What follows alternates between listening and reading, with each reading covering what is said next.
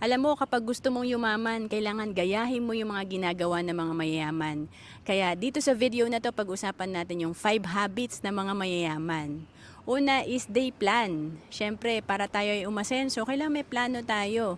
Meron tayong mga financial goals para excited tayo. Yung mga ginagawa natin, motivated tayo at align sa mga gusto natin mangyari sa buhay. Pangalawa, they have multiple sources of income. Ang mga mayayaman, at least, meron silang 7 sources of income.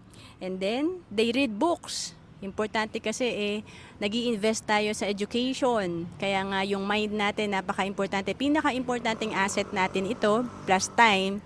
And kapag finifeed natin to ng mga ideas, talagang tayo ay aasenso. And then, pang-apat, they invest. Nag-i-invest sila sa business, nag-i-invest sila sa mga mutual funds, sa mga tangible like real estate para lumago yung kanilang